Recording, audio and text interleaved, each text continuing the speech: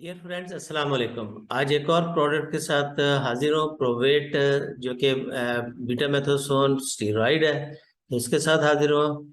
तो आइए देखते हैं, प्रोडक्ट को स्टार्ट करते हैं। तो मैं आपके साथ स्क्रीन शेयर कर रहा हूँ, तो ये आप देखिएगा।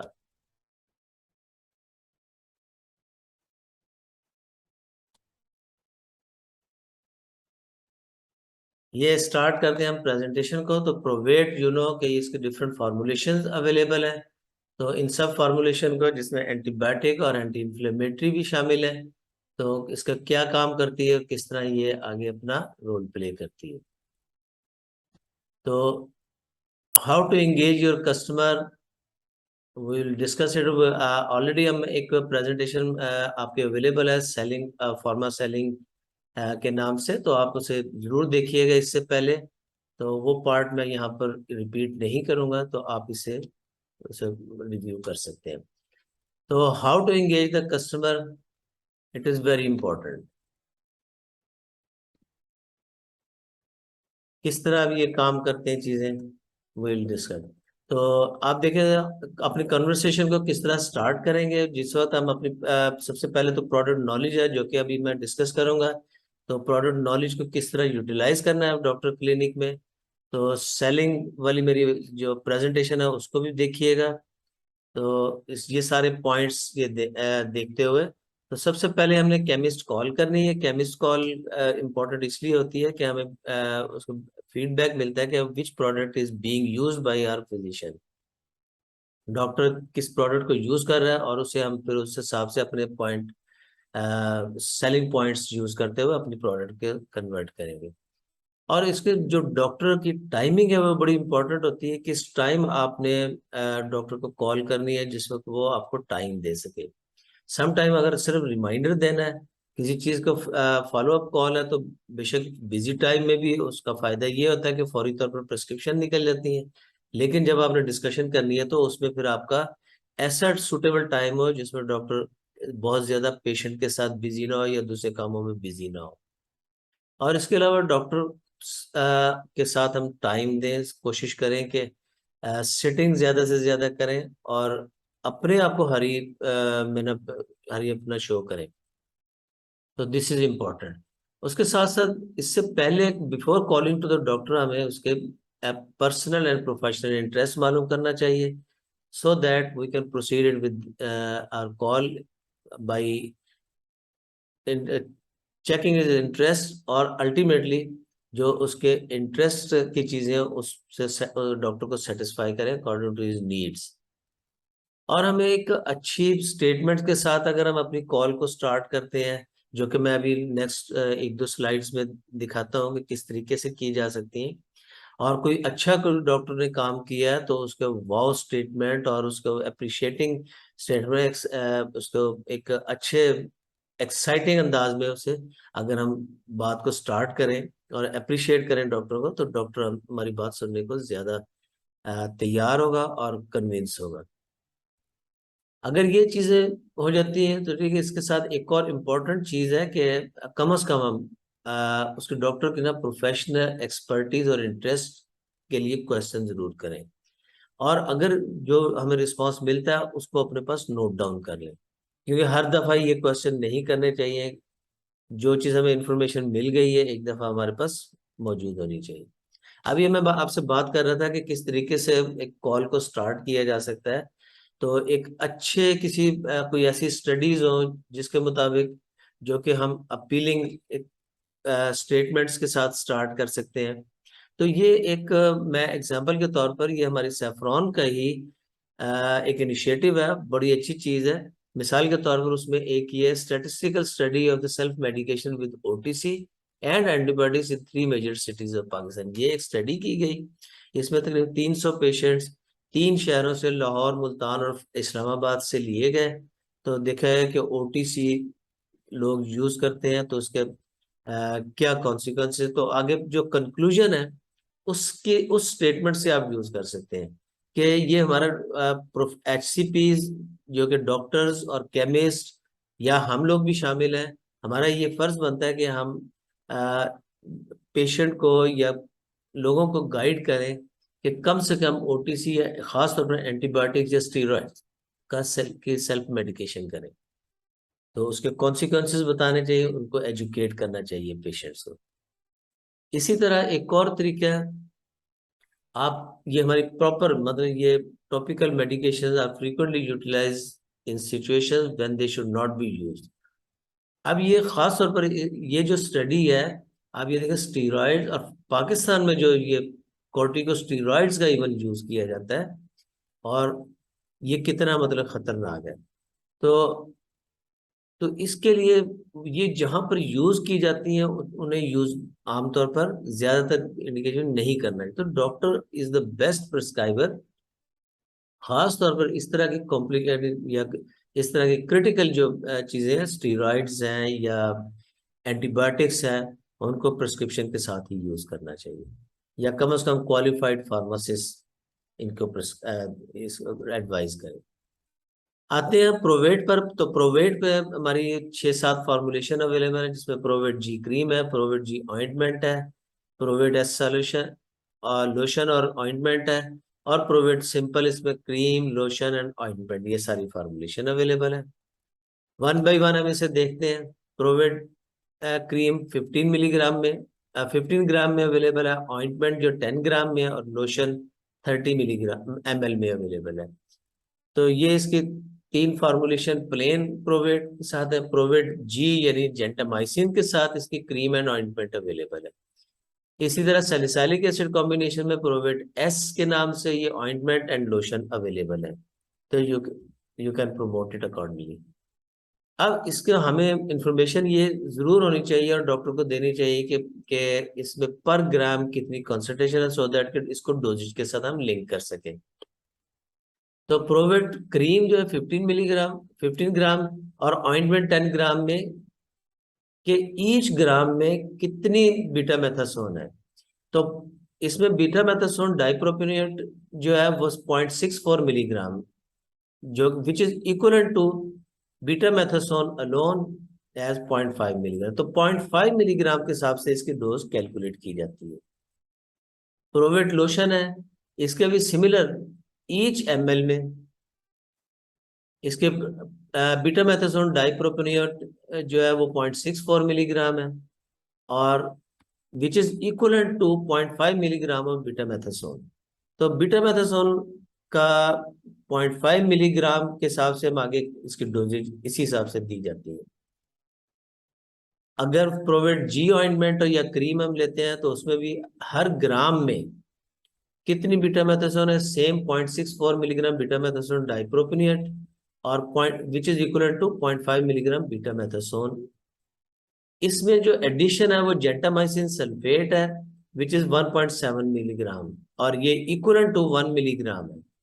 तो 0.5 मिलीग्राम बीटा मेथासोन और 1 मिलीग्राम जेंटामाइसिन के साथ इसकी डोजेज कैलकुलेट की जाती है, और ये उस हिसाब से हमारी अप्रोप्रिएट डोज बनती है।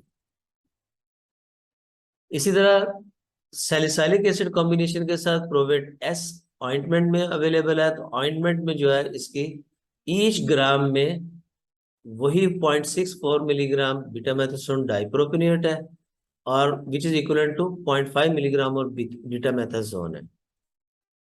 इसमें 30 मिलीग्राम सैलिसाइलिक एसिड है।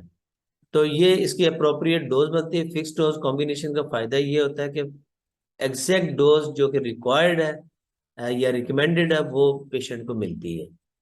अब इसके सैलिसाइलिक एसिड कॉम्बिनेशन के साथ इसकी लोशन में अवेलेबल है, ये same formulation with 20 milligram salicylic acid है। तो थोड़ा सा ये डिफरेंस है। अब आ जाते हैं हम इसके डिफरेंट फार्मूलेशन के मुताबिक इंडिकेशंस क्या हैं। जाहिर बात है अगर ये डिफरेंट कॉम्बिनेशन है तो इंडिकेशन भी इसकी डिफरेंट होगी। तो इसमें हम देखते हैं कि प्रोवेट ऑइंटमेंट क्रीम और लोशन, ये 3 फार्मूलेशन है। इसकी इंडिकेशंस क्या बनती है? एट्रोपिक एक्जिमा, जिसमें इची और ड्राई स्किन होती है, समटाइम्स क्रैक्स भी नजर आते हैं। तो ये इची ड्राई स्किन टिपिकल एट्रोपिक एक्जिमा को इंडिकेट करती है। इसी तरह सिबोरिक एक्जिमा, अगर ये इसी के स्केली पैचेस और रेड स्किन स्टबर्न डैंड्रफ आ जाता है खासतौर पर स्कैल्प पर, तो वहां पर ये सिबोरिक एक्जिमा कहलाती है, और उसमें भी हमारी जेंडर ये प्रोवेट इंडिकेटेड है। इसे इसी तरह एस्टियोटेटिक एक्जिमा, इसमें अगर क्रैक्स वाजे तौर पर अपीयरेंस नजर आती है तो ये एस्टियोटिक एक्जिमा कहलाती है, और वहां पर हमारी probate is indicated. Allergic dermatitis है, अगर एलर्जी या कोई ऐसा रिएक्शन की वजह से है तो वहां पर भी ये इंडिकेटेड है। अब सैलिसाइलिक एसिड कॉम्बिनेशन के साथ इसकी क्या इंडिकेशन बनती है? ऑइंटमेंट और लोशन दोनों में अवेलेबल है। तो सोरियासिस या स्कैल्प सोरियासिस, इसमें फ्लेकी या पीलिंग पैचेस बनते हैं, यानी कि ये इसमें हमारे जो पैचेस बन जाते हैं जिसको आराम से वो फिर पील ऑफ हो जाते हैं with the passage of time, अगर हम सैलिसाइलिक एसिड का साथ यूज करते हैं। तो क्रॉनिक एक्जिमा में भी ये इंडिकेटेड है, जो कि itchy dry and cracked skin, already ये डिस्कस हो चुका है। लिंचन प्लानस में भी ये यूज की जाती है, which is inflammation on skin और इनसाइड माउथ। ये म्यूकस मेम्ब्रेन और स्किन की इन्फ्लेमेशन होती है, खासतौर पर माउथ और स्किन पर ये देखी जाती है। सोरियासिस वल्गैरिस ये ऑलरेडी डिस्कस किया। इंडिकेशन मजीद इसकी अगर देखें, प्रोविड जी है, जहां पर ऑइंटमेंट और क्रीम है, और यानी जेंटामाइसिन इसमें ऐड किया गया है। जेंटामाइसिन यू नो कि इट्स एंटीबायोटिक, तो एंटीबायोटिक के हिसाब से इसकी इंडिकेशन बनती है इम्पेटिगो, जिसमें कुटेनियस स्किन इन्फेक्शंस आ जाती हैं। इसी तरह लिंचन सिम्प्लेक्स क्रॉनिकस है, इसमें आमतौर पर ये रिपीटेड स्किन स्क्रैचिंग और रबिंग से ये होती है। इसलिए मतलब ये प्रिकॉशंस भी है कि ये अगर कॉम्प्लिकेशन आती है ये बिकॉज ऑफ जस्ट हमें हल्की सी इरिटेशन हुई तो हम उसे स्क्रैच करते हैं या उसको खुरचते हैं, तो ये ज्यादा हो जाती है। फॉलिकुलाइटिस है, hair follicles become inflamed. Eczema already discuss. Intertrigo है, ये इन्फ्लेमेशन ऑफ द स्किन है, जो कि यूजुअली ये भी रबिंग और या रबिंग की वजह से होती है। तो ये उन एरियाज में होती है जहां पर स्किन रगड़ खाती है, जिस तरह थाइज है, दोनों टांगे आप इसमें जिन जगहों पर ये रगड़ खाती है तो वहां पर ये यूजुअली देखने में आती है। इसी तरह डिसहाइड्रोसिस है, ये स्मॉल फ्लूइड फिल ब्लिस्टर्स इसमें नजर आते हैं, और ये इसको इसमें भी ये इंडिकेटेड है। इसी तरह सेलुलाइटिस है। तो ये तमाम इंडिकेशन है जब इन्फेक्शन भी इन्वॉल्व होने के चांसेस होते हैं, तो Provate with gentamicin, that is called as Provate G, ointment और क्रीम दोनों में अवेलेबल है, ये साथ एडिशनली यूज की जाती है या दी जानी चाहिए। अब इंडिकेशन हम अगर पैथोजेनेसिस के हिसाब से देखें, क्योंकि जेंटामाइसिन है, तो जेंटामाइसिन किन पैथोजेंस को कवर करती है? तो प्रोवेट जी की इंडिकेशन या पैथोजेनिक कवरेज है वो ये, these are the infection caused by staphylococcus aureus. Staph aureus you know कि सबसे ज्यादा इन्वॉल्व होता है स्किन इन्फेक्शन में, तो दैट्स वाई कि हमारी Provate G is highly effective in skin infection. उसके साथ साथ सिर्फ यही नहीं, बल्कि अगर जो लेस कॉमन या क्रिटिकल पैथोजेंस है वो भी अगर इन्वॉल्व होते हैं तो उनको भी रेडमी, जिसमें ग्राम नेगेटिव बैक्टीरिया आ जाते हैं। सुडोमोनास एरिजिनोसा यू नो कि इट इज नोटोरियस पैथोजन, ये इसकी इन्वॉल्वमेंट कम होती है, लेकिन जब ये आ जाता है जहां पर जिन स्किन इन्फेक्शन में इन्वॉल्व होता है, खासतौर पर बर्न केसेस वगैरह में, तो वहां पर ये इसको इरेडिकेट करना बड़ा डिफिकल्ट होता है। तो हमारी जेंटामाइसिन कॉम्बिनेशन के साथ Provate G can be effectively used. इसी तरह एरोबैक्टर एरिजिनिस ये दिए, इकोलाई है, प्रोटियस वल्गैरिस है, एंड क्लेप्सिला निमोनिया, ये भी कुछ लेस कॉमन बट इनकी इन्वॉल्वमेंट हो सकती है। तो इट मींस के almost complete eradication of the pathogens will be there with the use of Provate G. Dosages अगर इसकी देखी जाए तो ऑइंटमेंट और लोशन क्रीम तीनों की, ऑइंटमेंट और जो क्रीम है तो इसकी थिन फिल्म अप्लाई की है twice daily, one at night, once in the morning and one and night. तो रात को सोते वक्त और सुबह के वक्त इसको अगर यूज किया जाए तो इसका बेहतरीन रिजल्ट मिलता है। रात को सोते वक्त फायदा ये होता है कि इसका हमारे रूटीन यूज के साथ ये जाया नहीं होती है। इसी तरह लोशन है, इसको भी दिन में 2 दफा अप्लाई, रात के वक्त और दिन के वक्त, खासतौर पर स्कैल्प या ऐसे एरियाज जहाँ पर ये लोशन रिक्वायर्ड है तो उसकी इंडिकेशन बनती है। अब इनके मोड ऑफ एक्शन को अगर हम देखें या इनके एक्शंस को देखा जाए तो बीटा मेथोसन एंटी इन्फ्लेमेटरी और इम्यूनोसुप्रेसिव स्टीरॉइड है ये। ठीक है, अब मजीद इसके डिटेल जो इसके ये आप इसे कह सकते हैं मोड ऑफ एक्शन है, वो है कि ये लिम्फोसाइट्स की कंसंट्रेशन को कम करता है हमारी बॉडी में, क्योंकि लिम्फोसाइट्स ये इम्यून सिस्टम की वजह से है, और इनके सर्कुलेटिंग जो लिम्फोसाइट्स है वो उनकी क्वांटिटी बढ़ जाती है जिन एरियाज में इन्फ्लेमेशन या इन्फेक्शन होती है, तो इसको ये कम करता है, तो अल्टीमेटली इम्यूनोसुप्रेसिव है। इसी तरह प्रो इन्फ्लेमेटरी साइटोकाइंस हैं, इनकी कंसंट्रेशन के ये प्रोडक्शन को कम करता है, जिससे ये एंटी इन्फ्लेमेटरी एक्शन इसका बनता है। प्रोस्टाग्लैंडिन्स और ल्यूकोट्राइन्स हैं, इनको भी ये कम करता है, जिस जो कि प्योरली एंटी इन्फ्लेमेटरी और एंटी हिस्टामिनिक या एलर्जी में ये रोल प्ले करते हैं। इसी तरह मास्ट सेल को भी स्टेबलाइज करती है बीटा मेथासोन। तो मास्ट सेल स्टेबलाइजेशन से अल्टीमेटली हिस्टामिन रिलीज नहीं होगा, तो एलर्जिक रिएक्शन में भी ये, या एलर्जिक स्किन कंडीशन में इट्स हाईली इफेक्टिव। तो ये ओवरऑल इसका बीटा बीटा मेथासोन का anti inflammatory and immunosuppressive mode of action है। बीटा मेथासोन के अगर देखा जाए तो एडवर्स रिएक्शंस भी हैं, लेकिन ये टॉपिकल फॉर्म में it is very safe. Mild to moderate burning है, स्टिनिंग है, ड्राई स्किन है, प्रोराइटिस एंड इरिटेशन ये हो सकती है, लेकिन overall it's very very safe.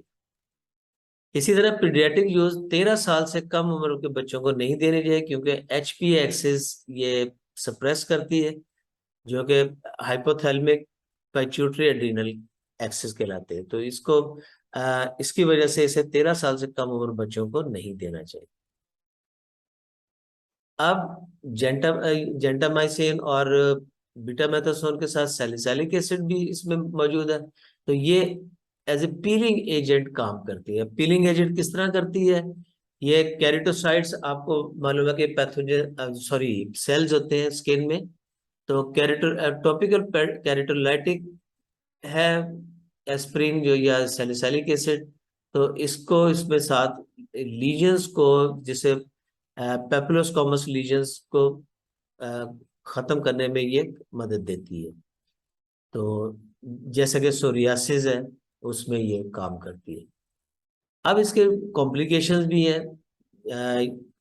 अब filtering effect of that reduces the efficacy in ultraviolet therapy अगर यूज की जा रही तो उसका ये रिड्यूस उसकी एफिकेसी को रिड्यूस कर सकती है, क्योंकि ये फिल्टरिंग इफेक्ट है, पूरी तरह थेरापी अंदर नहीं जाती, तो इसको अल्ट्रावायलेट थेरापी के साथ अवॉइड करना चाहिए।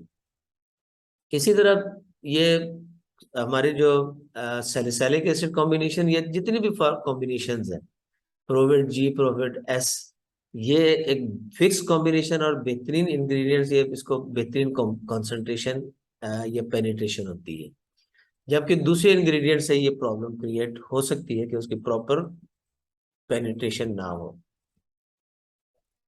अब जेंटामाइसिन का अगर मैकेनिज्म ऑफ एक्शन देखें तो बेसिकली इट इज बैक्टीरियासिडल एंटीबायोटिक, जो कि 30 सब यूनिट ऑफ बैक्टीरियल राइबोसोम पर एक्ट करता है, और राइबोसोम्स के काम ये होता है कि वो प्रोटीन सिंथेसिस करती है, तो अल्टीमेटली ये प्रोटीन सिंथेसिस को इनहिबिट करता है बाय ब्लॉकिंग द 30S या बाइंडिंग द 30S सब यूनिट ऑफ बैक्टीरियल राइबोसोम। तो इस तरह ये जितने भी पैथोजन, जैसे मैंने आपको बताया, स्टेफोरियस, सोडोमोनास, क्लेप्सिला, प्रोटियस स्पीशीज, इन सबको इरेडिकेट करता है। That's highly effective, that's why it is highly effective in variety of infections. अच्छा, अब डोजेज जब हम जहां पर हमने बात की थी, तो इसमें एक फिंगर टिप जो कि एक पोर के इक्विवेलेंट जब डोज लेते हैं, तो और ये इट इज जो कि अवेलेबल होती है 5 मिलीमीटर डायमीटर नोजल वाली ट्यूब में, अगर इसको हम निकालते हैं तो एक पोर जो है ना वो एक डोज बनती है। इसको हम फिंगर टिप यूनिट कहते हैं। तो फिंगर टिप यूनिट का कॉन्सेप्ट जरूर सेल करें डॉक्टर क्लिनिक में कि एक पोर के इक्विवेलेंट ये हमारी एग्जैक्ट डोज पेशेंट को मिलेगी। तो with this thank you very much, और आई बिलीव कि आप अच्छे तरीके से अपनी प्रोडक्ट नॉलेज और सेलिंग स्किल्स को यूज करते हुए एक प्रोडक्टिव कॉल में कन्वर्ट करेंगे अपनी कॉल को। और इसमें हम सबको एफर्ट करना चाहिए कि मैक्सिमम बेनिफिट के लिए अपनी पूरी energy with skills and knowledge use करें। थैंक यू वेरी मच जी। अल्लाह हाफिज।